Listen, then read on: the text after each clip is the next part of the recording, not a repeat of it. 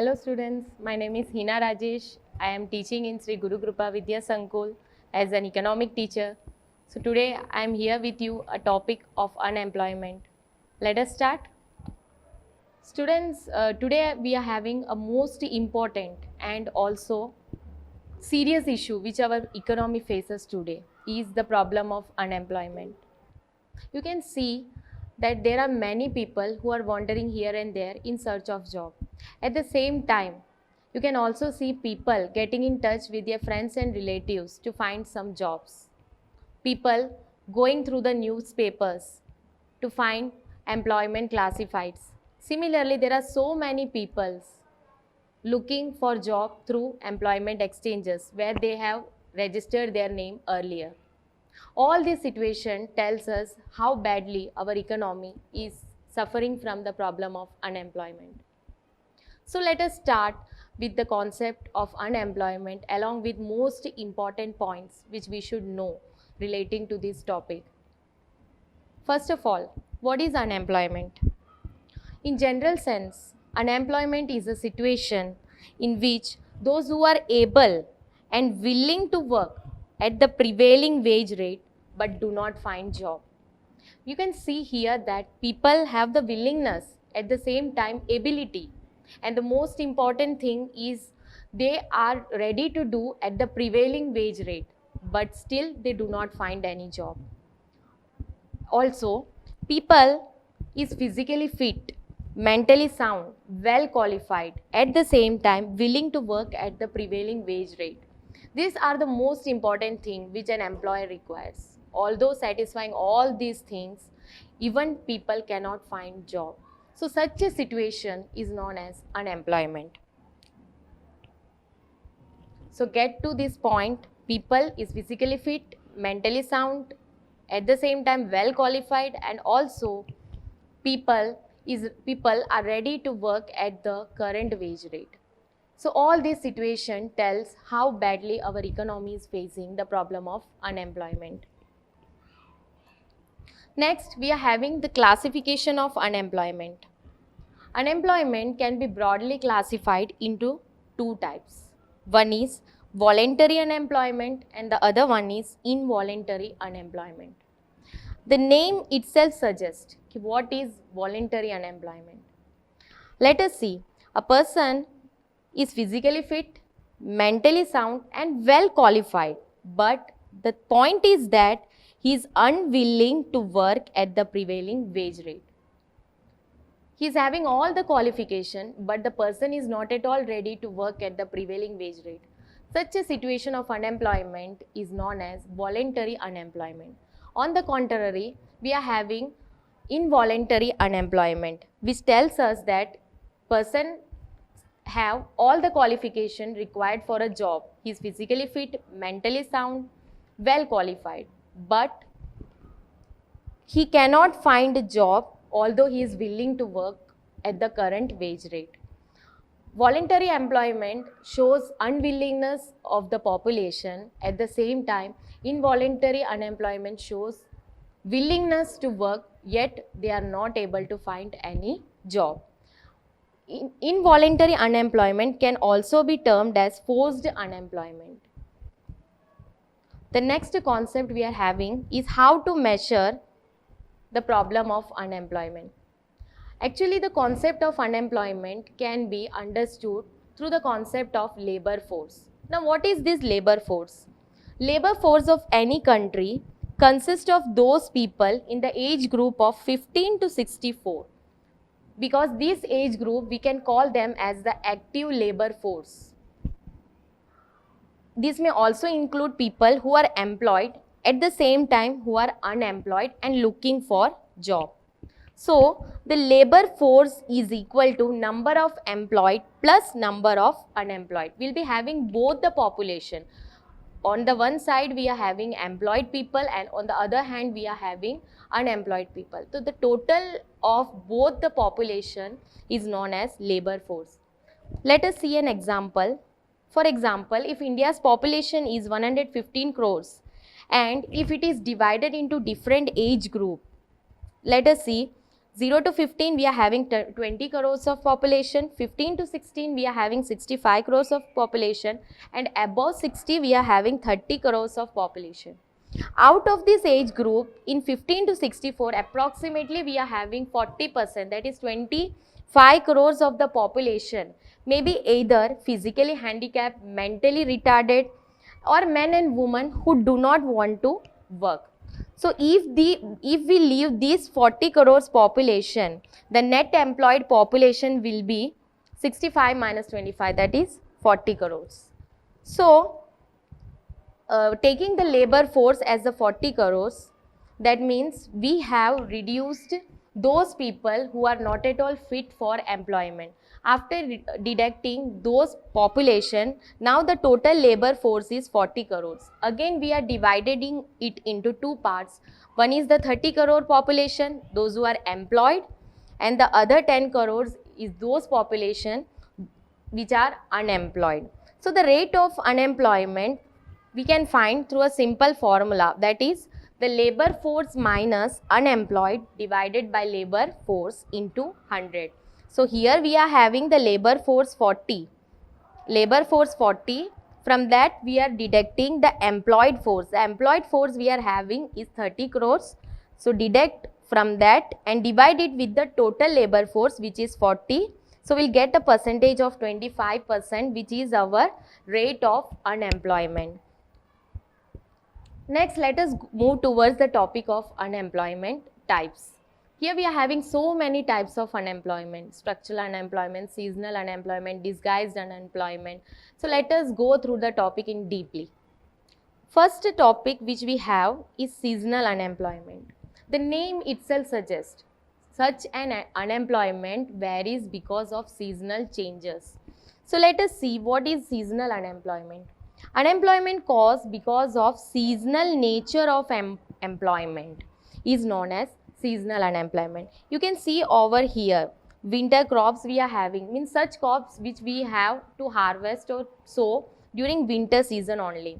Certain people are having jobs during Christmas.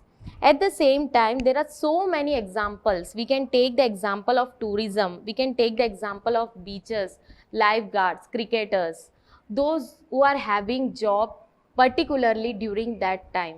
Means seasonal unemployment is such a type of unemployment where a people cannot find job throughout a year. People finds job only during some time out of the total year. The best example of that is the agriculture sector, because here people will find employment only during the period of sowing, harvesting and cultivation.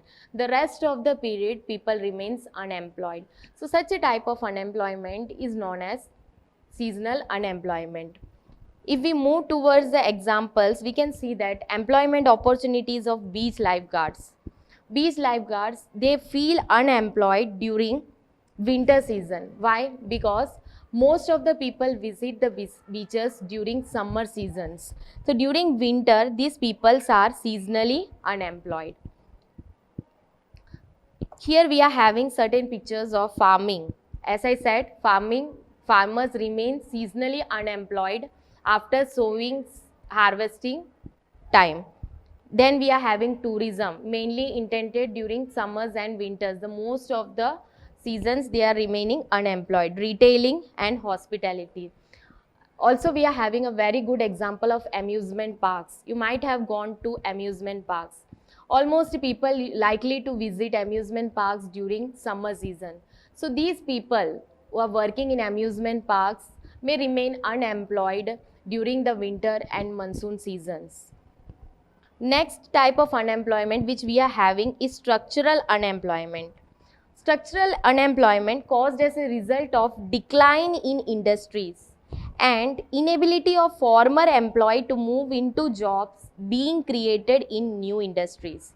Here you can see that there are certain mine workers, but for example, if these mine industries decline, then these mine workers, they have to look for new jobs, and according to their skill, it becomes very difficult to adjust with the new skills for the new industry. Also, we can say that Structural unemployment arises due to mismatch between the skill of the employee, between the skills of the employee which he can offer to the economy and the skill demanded by the employer. So there is a imbalance between the skill requirement and the skill which the employee have. Because of such a type of issues, structural unemployment arises. So here you are having example, as the coal industry decline, many miners have difficulties utilizing their skill to find work in new industries such as IT and service sector work. Here also you can see that workers are facing so many problems because of new method of production. The next type of unemployment which we have is cyclical unemployment. Cyclical unemployment fluctuates with the business cycle. That means we know that in a business cycle we are having ups and downs.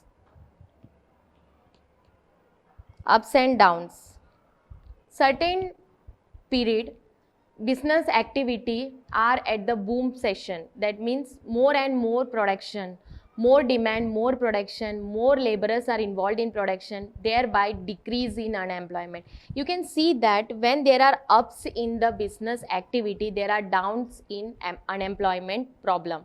At the same time, when the economic activities goes down, there is less demand for goods and services, less productions, and thereby less employment opportunities. So here we can say that mainly there are contractions and expansions in the business cycle. If there is contraction, there is increase in unemployment, and when there is expansion, there is decrease in unemployment. All firms need fewer workers. During contraction, all the firms' requirement is less for workers. At the same time, total demand of the economy is also low. As a result of recession or slump in the economy, cyclical unemployment prevails. Cyclical unemployment, here a picture is being given to you. It is about the economic conditions where when you are having downs, cyclical unemployment can be more seen in the economy. At the same time, if your economy is going well, if the business activities are all at the process of progression, then the economy will be having less cyclical unemployment. The next type of unemployment which we have here is technological unemployment. Unemployment caused when there is development in technological and replaces human effort. Such an unemployment is known as technological unemployment. Means when there is any innovations or when new machines, new product enters into the market, then the old machines or old products need to be removed from the industry. So at that time, those workers who were involved in those process will remain unemployed. It's only for a temporary time period. For example, manufacturing, administration, etc. The most example which we can sort for this is the use of robots. Here robots are being used which replaces human beings. Human efforts are being taken by robots. So there's a good wordings for you. Look no workers, robot rule where human once stood. So you can see over here how a robot replaces a human being.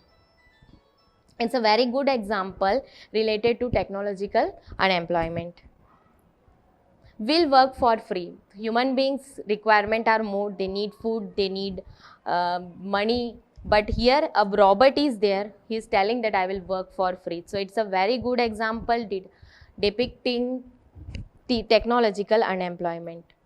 The next unemployment which we have here is disguised or hidden unemployment. See, it is being said hidden unemployment. It's another name of disguised unemployment.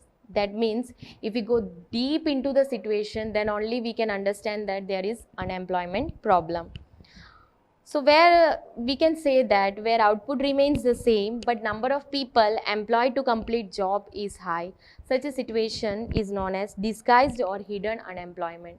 Which tells us that in a particular occupation, if more number of people are employed and even if few are removed from that there will be no change in the total production. Total production will remains the same.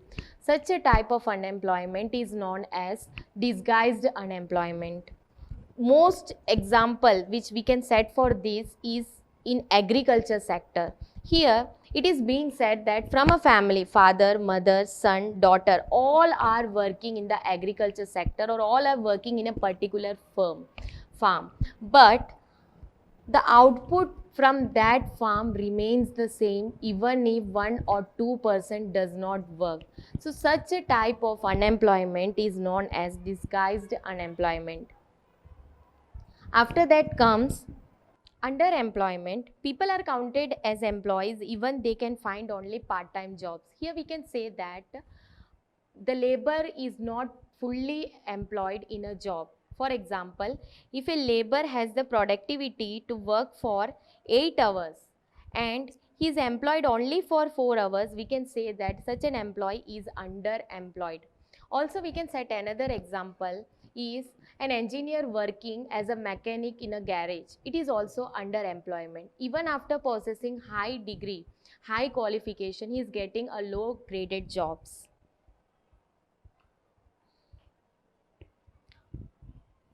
So, right, all these were the types of most important types of unemployment. Now, let us see what are the consequences of this unemployment.